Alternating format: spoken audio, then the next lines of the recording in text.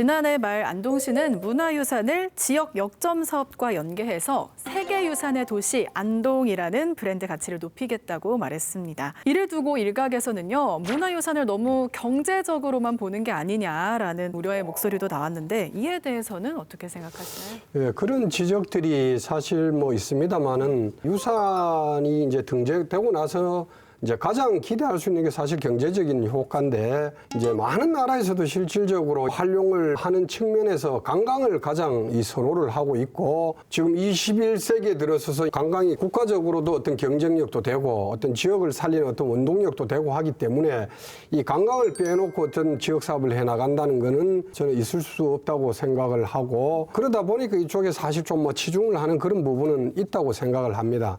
그렇지만 우리 지역이 갖고 있는 참 자산들이 무형적인 그런 가치가 있다 보니까 이걸 보존이다, 너무 활용이다, 너무 이렇게 나눠서 볼 일이 아니고 실질적 병행되는 그런 가운데서 어쨌든 지역을 살리고 또 잘 보존하고 활용해 가는 그런 어떤 지혜가 좀 필요하다고 생각을 합니다. 사실은 그래서 이미 안동의 브랜드 가치는 유산이라는 측면에서 보면 거의 세계적 수준에 이르렀다고 봐도 큰 문제가 아닐 겁니다. 우리에게 이 고민은 뭐냐면 경제적 논리는 수요가 있으면 사실 그만큼 공급이 될 수 있으면 되는데 이런 유산들은 아무리 수요가 있다고 해도 공급되는 유산들이 아니에요. 돈만 굉장히 많이 들어오면 사실은 이 가치 자체가 조금 훼손돼도 큰 문제가 없다라는 판단까지 가면 그건 굉장히 좀 심각해지는 문제들이 발생을 하게 되죠. 왜냐하면 이 유산들은 그게 세계인들이 함께 지켜가야 될 중요한 기억이기도 하고 굉장히 중요한 어떤 유산이라는 의미가 좀 있습니다.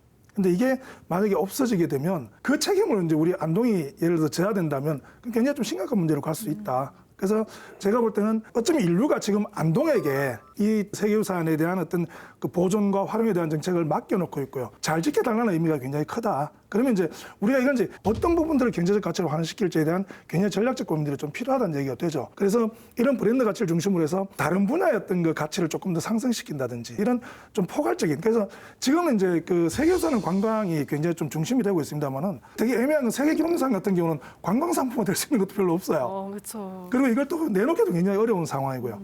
그럼 이제 이런 것들 같은 경우는 그 기록이 가지고 있는 가치나 또 그 안에 있는 다양한 어떤 그 스토리나 이야기들 중심으로 새로운 콘텐츠를 만들어낸다는 방식으로 좀 전략들이 바뀌어 나가야 되는 그런 부분들이죠. 그래서 이게 갖는 가치를 충분히 알리는 데 있어서는 우리가 볼 때 생각보다는 많은 경제적 가치를 얻을 수 있을 거다라는 얘기도 좀 같이 드리고 싶습니다.